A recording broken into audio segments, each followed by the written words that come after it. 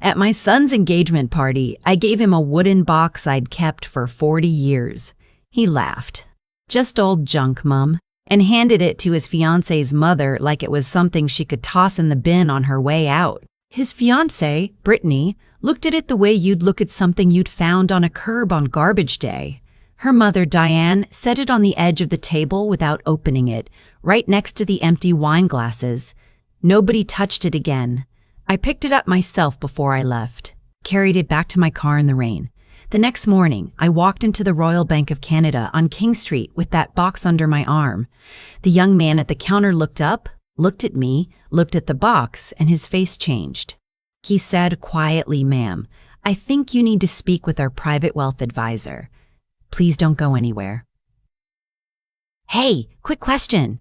Before we go further, have you ever been made to feel invisible by the people who were supposed to love you most? Drop a comment. I read every single one. And if you want more stories like this, hit subscribe. Now, some details in what follows are shaped for storytelling, but the lesson, I promise you, is completely real. Let me tell you what was inside that box. The engagement party was held at the Whitmore Estate, a restored heritage property just outside of Oakville, Ontario. My son Daniel had rented the whole venue for the evening. 200 guests, open bar, a caterer from Toronto who charged more per head than I earned in the day cleaning offices at Commerce Court for the first 15 years of my working life. Fairy lights strung through the old oak trees, tables with linen the color of fresh cream. Everything chosen by Brittany, approved by Diane, and paid for, as far as anyone knew, by Daniel's salary as a financial analyst at a firm in the financial district. I arrived alone. I'd driven in from my apartment in Hamilton, the same apartment I'd lived in for 22 years. I wore the navy dress I'd bought at Winners 3 summers ago, the one I kept for occasions that mattered.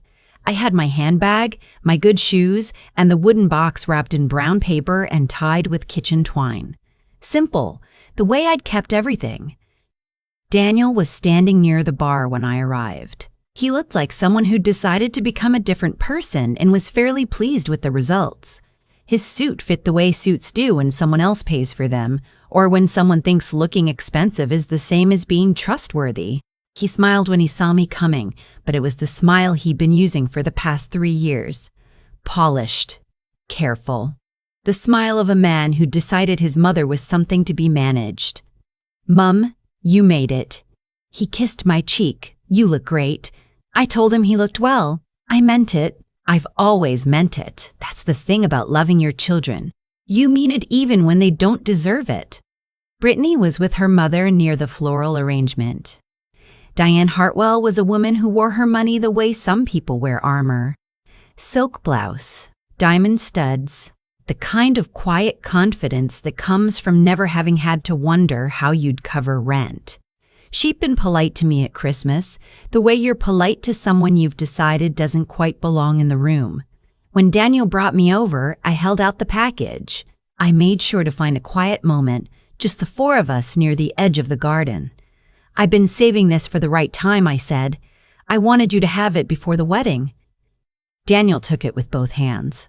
He looked at Brittany, then at Diane, then at the kitchen twine, and something shifted in his expression. He pulled the paper off carefully at first, then faster. The box was cedar, dark with age, brass hinges worn to a soft gold. Nothing about it looked expensive. That was the point. That had always been the point. "What is this, Mum?"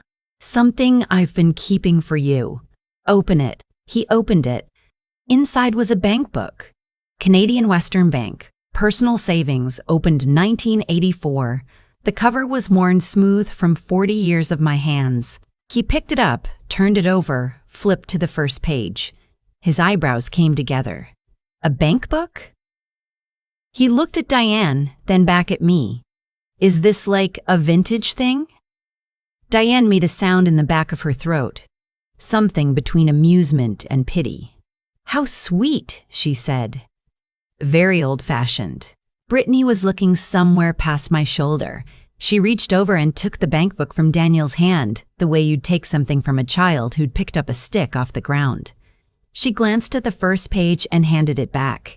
Daniel, his voice dropping to that register he used when he was embarrassed but didn't want to show it, said, "Mom, we're a bit past bank books, don't you think? We do everything through the app." I started to speak. I wanted to tell him what that bank book represented.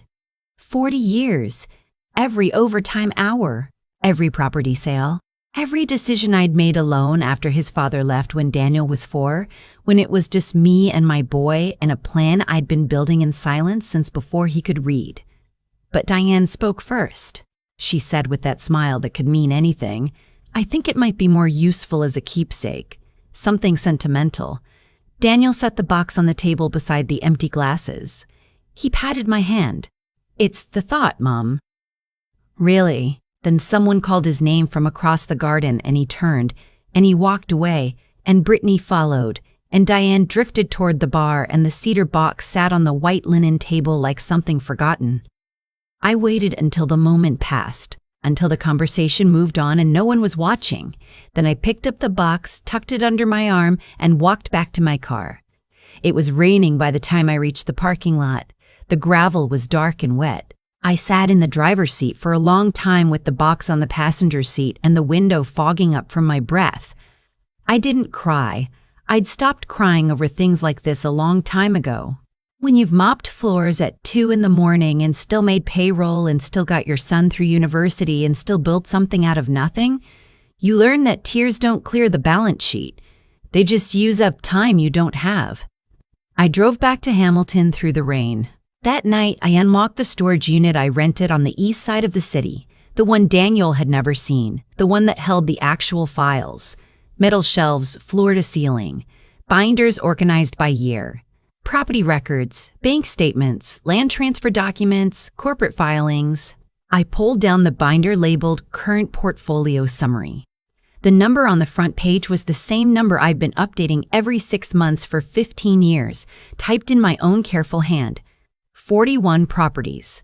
Combined assessed value as of last year, $38 million. It had started in 1986. I was 28. Newly single. Daniel was 2. I'd been cleaning offices at Commerce Court on the evening shift, 5 nights a week, and picking up weekend work wherever I could find it. I overheard 2 of the lawyers in the firm above my head talking about a foreclosure listing in the East End, a 2-bedroom semi-detached, asking $52,000. Damaged roof, problem tenants, ugly yard. Everyone said leave it alone. I bought it with my savings and a line of credit I'd been building for 3 years. Fixed the roof myself from a library book and a YouTube channel before YouTube existed. Rented it to a family from Trinidad who paid on time for 8 years straight. Used that rent to buy the next one, then the next. Not quickly. Never quickly. $200 here, $500 there. Compound interest and compound patience. The way you build anything that lasts. I never told Daniel. I'd made that decision when he was small. I wanted him to understand that money was earned, not inherited, that the woman who packed his school lunches and took the bus to work and bought her dresses at Winners had made choices she was proud of. I thought if he grew up not knowing, he'd learn to value the work itself. I was partly right. He valued the work. He just valued Brittany's family's version of it more. I pulled another folder from the shelf. Inside, a property record for the Whitmore Estate, Oakville.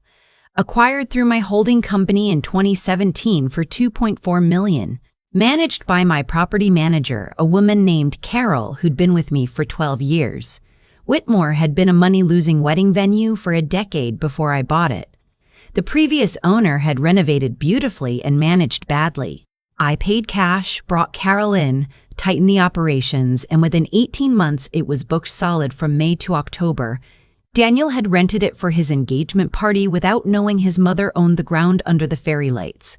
Every imported stone of the garden path. Every restored oak beam, the bar where Diane Hartwell had stood with her diamond studs and her quiet certainty that she was in a room she understood. All of it mine. I replaced the folder on the shelf. On the way out, I stopped and looked at the bank book still sitting on top of my handbag. The balance in that account was $4.3 million. 40 years of deposits, never a withdrawal. money I had set aside separate from the property portfolio. Emergency reserves, I'd called it in my own head. The gift I'd been planning to give my son when the time was right. He'd set it on a table next to empty wine glasses without opening it. I drove home through the rain and sat at my kitchen table until past midnight. The radiator ticked. The street outside was quiet. I made tea and didn't drink it and eventually went to bed. The following week, I went to see Marcus Webb at his office on Bay Street. Marcus had been handling my legal and financial affairs for 16 years. He was 63, careful with language, and had the kind of face that gave nothing away in meetings. "I need two things," I told him. "I need the Whitmore lease reviewed, specifically the clause on ownership disclosure. And I need the name of someone who knows how to find out what a person isn't saying on a financial statement." Marcus looked at me over his reading glasses. He'd heard variations of this request before. He wrote two names on a card. The second was a woman named Patricia Okafor, formerly with the RCMP Financial Crimes Division. "Tell her I sent you," he said. Patricia Okafor worked out of a small office near Union Station. She was 54, direct, and made it clear in the first 2 minutes that she did not do dramatic confrontations or anything that would interfere with a clean evidence trail. I appreciated that. I told her what I needed.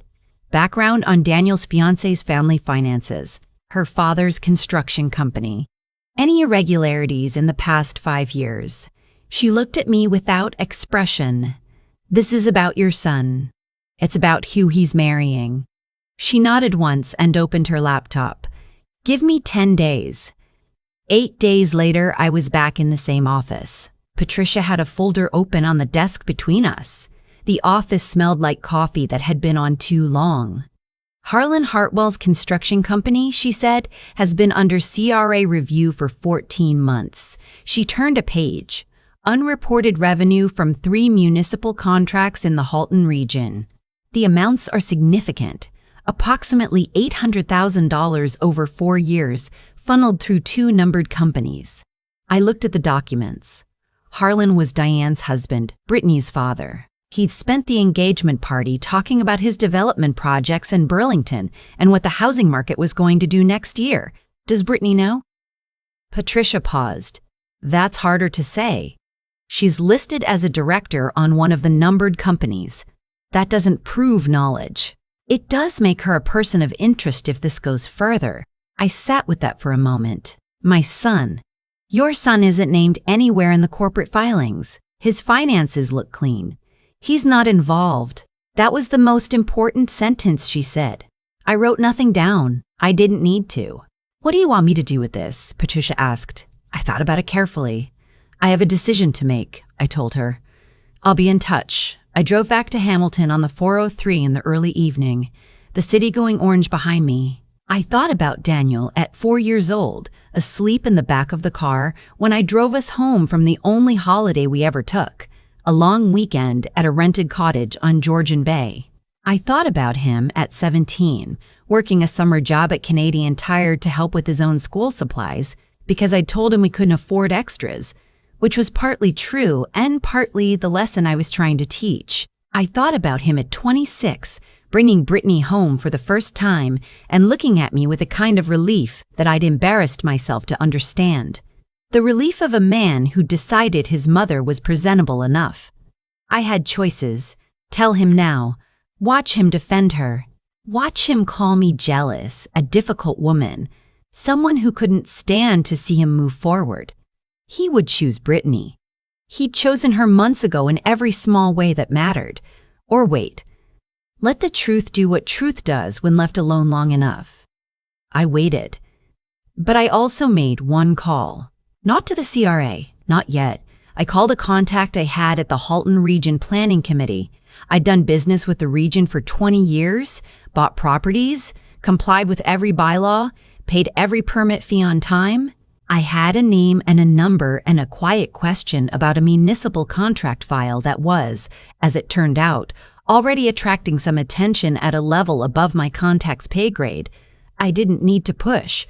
The door was already open. Daniel called 3 weeks later on a Sunday evening. I was in the kitchen reading. "Mom, His voice had that careful quality again. Something's happening with Brittany's dad's company. The CRA is asking questions. Did you know anything about this? I said, why would I know about that? He was quiet for a moment. I don't know, it just seems like… He stopped. Brittany's upset. I told him I was sorry to hear that. I told him to make sure he had his own lawyer, someone independent, someone who represented only him. I gave him the name of a woman I trusted. He wrote it down but said he probably wouldn't need it. He would need it. The next 6 weeks moved the way institutional things move, slowly, then all at once. The CRA file became public knowledge through a business column in the Hamilton Spectator. Harlan Hartwell's numbered company appeared in the story by name. Brittany's directorship was mentioned in a single paragraph near the end. Daniel called me 4 times. The 4th call was at 11 at night. His voice sounded like a different person's voice, younger and confused, the way he'd sounded at 7 when he didn't understand why other children had bigger houses. She's saying she didn't know, he said, but she signed documents, Mum. Her name is on things. I know, I said. That's what signatures mean. She said her dad handled everything and she just signed what he put in front of her. I thought about all the things I'd signed over 40 years. I had known every word on every page of every document I'd ever put my name to. That was a choice I've made deliberately after the first property, after I understood that your signature is your word made permanent. I said, Daniel, that may be true, but it doesn't change the legal situation she's in. He was quiet for a long time. What do I do? I said, talk to the lawyer I gave you. Tell her everything. Then decide what you actually know about this woman. He called the lawyer the next morning. I knew because the lawyer called me, out of courtesy not to report. She simply said, he came in. He's listening. Thank you for the referral. I sent her a thank you card in the mail. I still do things like that. 4 days after that conversation, I drove to the Whitmore estate on a Tuesday morning, not as a guest, as the owner. Carol met me at the gate in her property management jacket, clipboard in hand. She walked me through the grounds where crews were finishing the transition between the late spring bookings and the renovation I'd authorized 2 months earlier. The East Wing ballroom was being converted. The catering kitchen was being expanded. We were taking on a new use, corporate retreats and community events alongside weddings, a more diversified revenue model. I was standing in the garden when I heard tires on the gravel. Daniel's car. He got out quickly, the way you get out of a car when you're not sure you want to arrive, but you've already arrived. He looked around at the crew, at the construction scaffolding along the east wall, at Carol with her clipboard, and then at me. Mum, his voice was careful. What are you doing here? I work here, I said. His face rearranged itself slowly. You work here? I own it, Daniel. I've owned it since 2017. He stood very still, the kind of stillness that comes before a large thing settles into place. You own the Whitmore estate and 40 other properties. I kept my voice even. Your engagement party was held on a property I own. Brittany chose it for the prestige. She didn't know her future mother-in-law held the deed. His face went through several expressions I'd never seen on him before. He sat down on the stone bench near the garden wall, the one that photographed well for the wedding website. He put his hands on his knees. The bank book, he said, the one I left on the table. 4.3 million, I said. 40 years of deposits. Not one withdrawal. He looked at the ground. He was quiet for long enough that I could hear the power tools from the east wing and birds somewhere in the trees above us. Why, Mum? His voice was quiet now, not careful, genuinely asking. Why didn't you tell me? I sat down on the bench beside him. Because I wanted you to become someone who didn't need to know. I wanted to see what you valued when money wasn't part of the equation. And what did you find out? That you valued the appearance of having married well. I said it without anger because I'd had 40 days to decide how to say it. You valued a venue that made you look like you'd arrived somewhere. You valued a family with the right address and the right table manners and the right kind of money. And when your mother gave you 40 years of her life savings in a cedar box, you set it next to the wine glasses without opening it. He flinched. I know. I'm not saying this to punish you. Then why are you saying it? Because you're about to make a decision that will follow you for the rest of your life. And I need you to make it clearly, with both eyes open, not because of what Brittany's family looks like from the outside. Daniel looked up at me. What do you think I should do? I think you should ask yourself whether you know this woman. Not the version of her you chose because she made sense at a dinner table. The actual woman. He was quiet again. His phone buzzed. He looked at it and didn't answer. He put it back in his pocket. Is she going to be charged? With the CRA thing. That depends on what she knew. That depends on her lawyer. That depends on the paper trail. I looked at him steadily, and it depends on whether she tells the truth when telling the truth costs her something. He stood up. He walked a few feet away and stood with his back to me, looking at the garden, the same garden where he'd walked around carrying champagne 2 months ago, at ease in a room he didn't know his mother had built. I'm going to talk to her, he said finally. Good. And I'm going to talk to the lawyer. Good. His voice cracked slightly on the next word. Mom, I'm here, I said. I'm sorry. About the bank book, about all of it. I didn't even open it. I set it down and walked away from it. You set down 40 years of my work without looking at what it was. I know. He turned around. His eyes were wet, which surprised me. Daniel had not cried in front of me since he was 12. I'm sorry. I stood up. Apologies are a beginning, I said. Not an end. What comes after is what matters. He nodded. What comes after is what matters. He nodded. What comes after? Come back here in 2 weeks, I said. There's something I want to show you. He looked at the East Wing scaffolding. What's happening over there? The ballroom is being converted to a community event space. Affordable rates for nonprofits, arts organizations, community groups. I've been thinking about it for a while. Whitmore has been profitable. I want it to be useful too.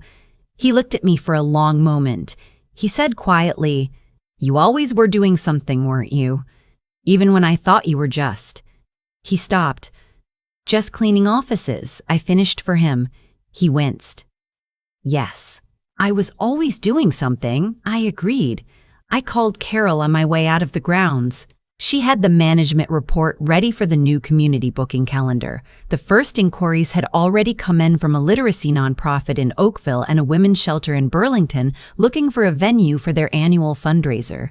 I told her to confirm both. Carol said with genuine warmth in her voice that she thought this was the best use of the property she'd ever seen it put to. I told her I'd see her Thursday and drove back to Hamilton. Daniel did not marry Brittany. He called me 6 days after we spoke at the Whitmore to tell me he'd ended the engagement. He didn't give me details, and I didn't ask for them. He said only that he'd asked her directly, face to face, about what she'd known and when she'd known it, and her answer had told him everything he needed to know. He said the lawyer had advised him on how to protect himself. He said he was going to be all right. I told him I believed him. He was quiet for a moment, and then he said, You could have told me. About the CRA thing. About Brittany's family. You could have warned me. I could have, I said. And you would have defended her. You would have told me I was being difficult. You would have said I never liked her, which would have been true, though not for the reasons you thought. He didn't argue that. I needed to see it myself, he said. You did, I agreed. The following Saturday, he came back to the Whitmore. The East Wing renovation was further along now. He put on a hard hat, which looked slightly wrong on him in his good coat, and walked through the space with me while the crew worked around us. I showed him the layout, the new staging area, the accessible washrooms, the kitchen upgrades. He asked questions, real questions, not polite ones. He wanted to understand how the revenue model worked, how the community rates were subsidized by the commercial bookings, how Carol managed the scheduling. He said, This is what you've been doing for 40 years, more or less. He shook his head slowly. and I was embarrassed. At my own engagement party, that my mother came in a dress from Winners. I bought it on sale in July, I said. Good quality. He almost smiled. He didn't quite. Instead, he said, "Can I help?" With the renovation. With the calendar. With anything. I don't know what use I am, but I'd like to try. I looked at him for a moment. He was 41 years old.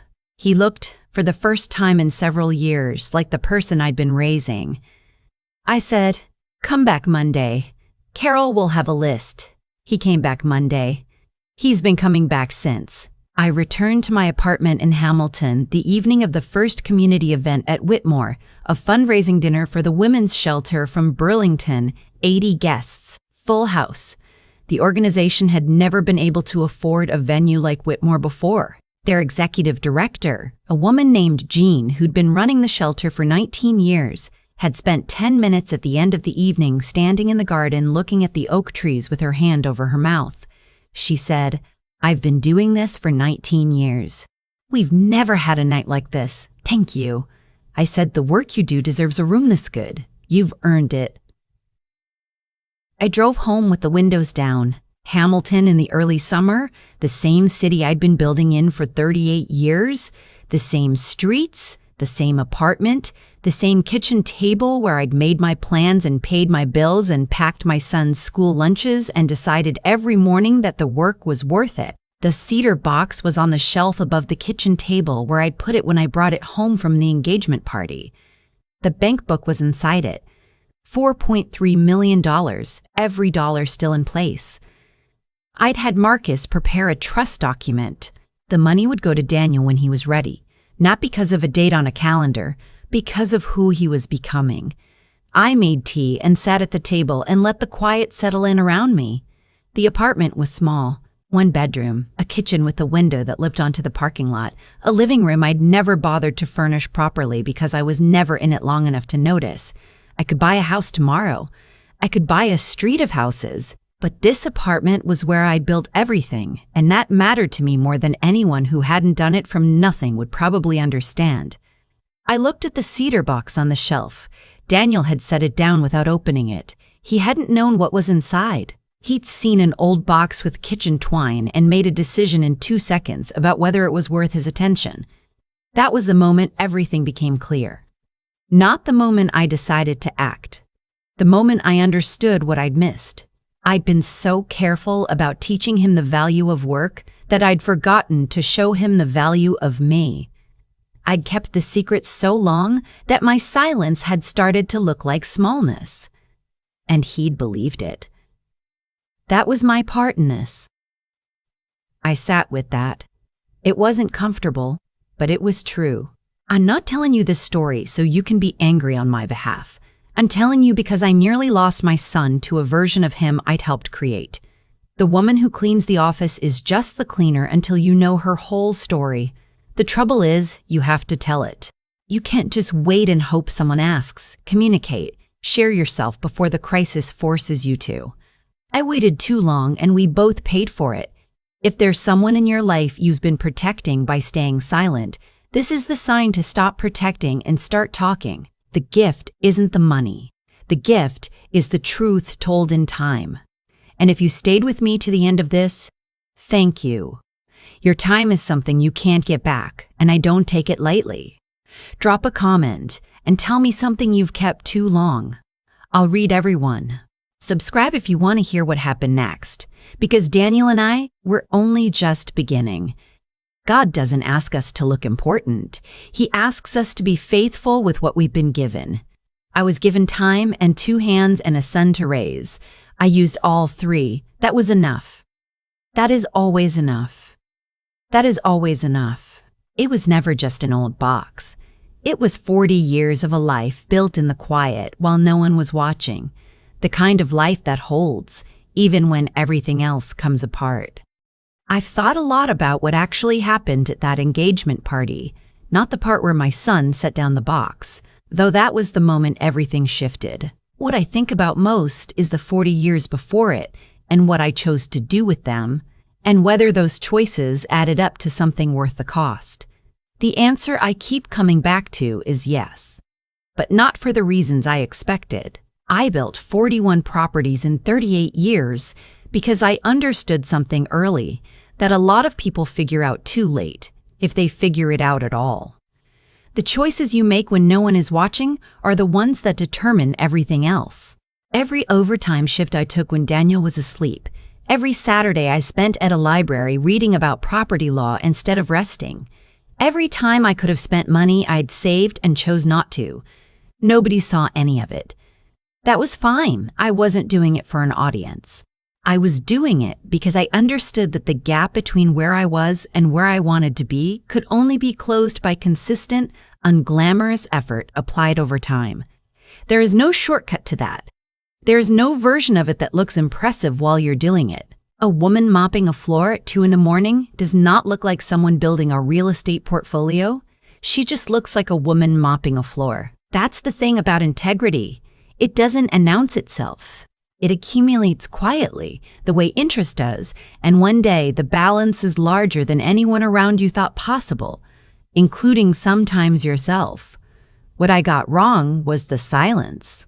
I had convinced myself that keeping the secret was a form of love, that protecting Daniel from the knowledge of wealth would protect him from the arrogance that so often comes with it. And I was partly right. He grew up understanding work. He understood effort and responsibility and how to show up. What I didn't account for was that my silence had a shadow. It let him fill in the gaps with his own assumptions. And his assumptions, shaped by the world he was living in and the people he was spending his time with, told him his mother was small. Not deliberately, not cruelly. Just quietly, the way wrong ideas settle in when the right ones aren't there to displace them. That is on me. I own that completely. The lesson I take from everything that happened is not about money. It is about the difference between wisdom and withholding. Wisdom shares itself. It finds the right moment and the right words, and it trusts the other person with the truth, even when that truth is uncomfortable, even when you're not sure they're ready for it. Withholding pretends to protect, but it mostly just preserves distance. I kept the distance for so long that Daniel stopped trying to cross it. He found people who seemed easier to understand, and he let me become a background figure in his own story. I'm not his background figure anymore. Neither of us will let that happen again. He showed up on a Monday morning with no salary, no guarantee of anything, just a willingness to learn and the list from Carol, and enough humility to admit he didn't know as much as he thought. That is the beginning of real character. Not the absence of mistakes, but the decision to face them directly, without excuse, and to do the work of becoming better anyway. The cedar box is still on my shelf. The bank book is still inside it. When the time comes, Daniel will know exactly what it represents. Not wealth, the proof that one person, working honestly, without recognition, for a very long time, can build something that holds. That is the only story worth telling, and it belongs to him now as much as it belongs to me.